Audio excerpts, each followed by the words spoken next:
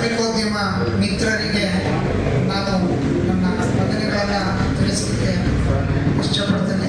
ಜೊತೆಗೆ ಮಕರ ಸಂಕ್ರಾಂತಿ ಹಬ್ಬದ ಶುಭಾಶಯಗಳನ್ನು ಕೂಡ ತಿಳಿಸಲಿಕ್ಕೆ ಇಷ್ಟಪಡ್ತೇನೆ. ಹೈಕಮಾಂಡ್ ಅಂದರೆ ಡೆಲ್ಲಿಗೆ ಓಡ್ತೀವಿ, ಬಿಜೆಪಿ ಹೈಕಮಾಂಡ್ ಎಲ್ಲಿ ಅಂದರೆ ಡೆಲ್ಲಿಗೆ ಓಡ್ತೀವಿ. ಹೌದಾ?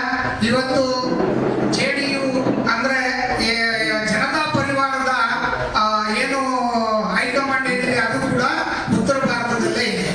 ಅದರ ಜೊತೆಗೆ ಇವತ್ತು ಆಮ್ ಆದ್ಮಿ ಪಾರ್ಟಿ ತಗೊಂಡ್ರೆ ಅದರ ಹೈಕಮಾಂಡ್ ಕೂಡ ಡೆಲ್ಲಿನಲ್ಲೇ ಇದೆ. BSP ತಗೊಂಡ್ರೆ BSP ಹೈಕಮಾಂಡ್ ಕೂಡ ಉತ್ತರ ಭಾಗದಲ್ಲೇ ಇದೆ. ಹಾಗಾದ್ರೆ ದಕ್ಷಿಣದವ್ರು ನಾವು ಯಾವುದಕ್ಕೂ ಕೆಲಸಕ್ಕೆ ಬರೋದಿಲ್ವಾ? ದಕ್ಷಿಣದವ್ರು ನಾವು ಹೈಯೆಸ್ಟ್ ಟ್ಯಾಕ್ಸ್ ಕಟ್ಟತಕ್ಕಂಥವ್ರು, ಆದರೂ ಕೂಡ ನಮ್ಮಲ್ಲಿ ಹೈಕಮಾಂಡ್ ಯಾಕಿಲ್ಲ?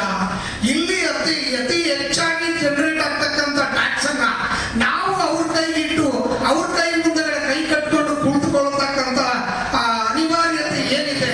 ಅದಕ್ಕೋಸ್ಕರ ಸೌತಲ್ಲೇ ಒಂದು ಹೈಕಮಾಂಡ್ ಇರ್ತಕ್ಕಂಥ ಪಾರ್ಟಿಯನ್ನ ಮಾಡಬೇಕು ಅಂತಕ್ಕಂಥ ಉದ್ದೇಶ ಇಟ್ಕೊಂಡು ಹಲವಾರು ಜನಗಳು ಸೇರಿ ಈ ಒಂದು ಪಾರ್ಟಿಯನ್ನ ಹುಟ್ಟಾಕಿದ್ದಾರೆ.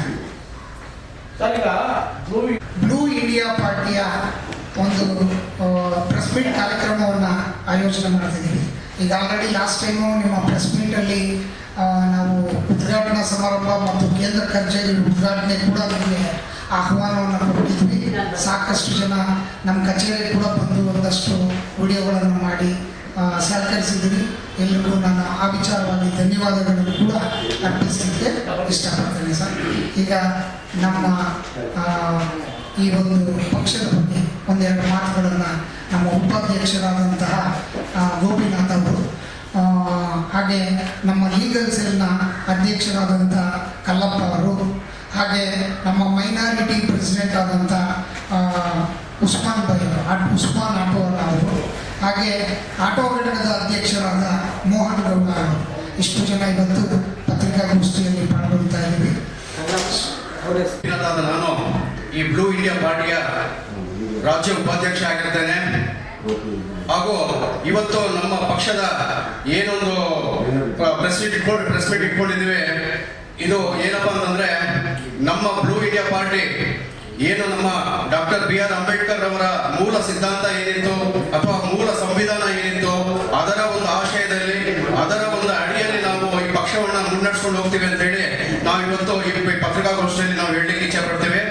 ಏನು ಮೂಲ ಸಂವಿಧಾನ ಏನಿತ್ತು ಅದರ ಆಶಯ ಎಲ್ಲರನ್ನು ಸಮಾನತೆಯಿಂದ ಕಾಣುವಂಥದ್ದು ಮತ್ತು ಎಲ್ಲರಿಗೂ ಒಂದು ವಿದ್ಯಾಭ್ಯಾಸ ಆಗಿರ್ಬೋದು ಅಥವಾ ಮತ್ತೆ ಇನ್ಯಾವುದೇ ಒಂದು ಮೂಲಭೂತ ಸೌಲಭ್ಯಗಳನ್ನ ಒದಗಿಸೋದ್ರಲ್ಲಿ ಏನು ಈ BJP ಇರ್ಬೋದು, ಕಾಂಗ್ರೆಸ್ ಇರ್ಬೋದು, ಮತ್ತೆ ಇನ್ಯಾವುದೋ ಬೇರೆ ಬೇರೆ ಪಕ್ಷಗಳಿರ್ಬೋದು, ಇವೆಲ್ಲ ಜನಗಳಿಗೆ ಸಹಕರಿಸೋದ್ರಲ್ಲಿ ಎಲ್ಲಿದೆ. ಆ ರೀತಿ ಆಗದೆ ಇನ್ನು ಮುಂದೆ ನಾವು ಮುನ್ನೆಚ್ಚರಿಕೆಯಿಂದ ಮೂಲ ಸಂವಿಧಾನ ಏನಿದೆ ಅದರ ಅಡಿಯಲ್ಲಿ ನಾವು ಪಕ್ಷವನ್ನು ಮುನ್ನಡೆಸಿಕೊಂಡು ನಮ್ಮ ರಾಜ್ಯದ ಜನತೆಗೆ ಸೇವೆ ಮಾಡಲಿಕ್ಕೆ ಅಂತ ಹೇಳಿ ನಾವು ಈ ಪಕ್ಷವನ್ನು ನಾವು ತಂದಿರ್ತೇವೆ. ದಯವಿಟ್ಟು ಈ ಒಂದು ಪತ್ರಿಕಾಗೋಷ್ಠಿಯನ್ನ ತಾವುಗಳು ಮಾಧ್ಯಮ ಮಿತ್ರರು ಒಂದು ಜನಗಳ ಒಂದು ದೃಷ್ಟಿಯಲ್ಲಿ ಕಾಣಿಸ್ಕೊಳ್ಳುವಂತೆ ತಾವು ದಯವಿಟ್ಟು ಒಂದು ಪ್ರಚಾರ ಮಾಡ್ಬೇಕಂತ ಹೇಳಿ ನಾನು ಈ ಮೂಲಕ ತಮ್ಮಲ್ಲಿ ಕೇಳ್ಕೊತಾ ಇದ್ದೀನಿ. ಇನ್ನು ಮುಂದಿನ ನಮ್ಮ ಪಕ್ಷದ ಬಗ್ಗೆ ನಮ್ಮ ರಾಜ್ಯಾಧ್ಯಕ್ಷರಾಗಿರ್ಬೋದು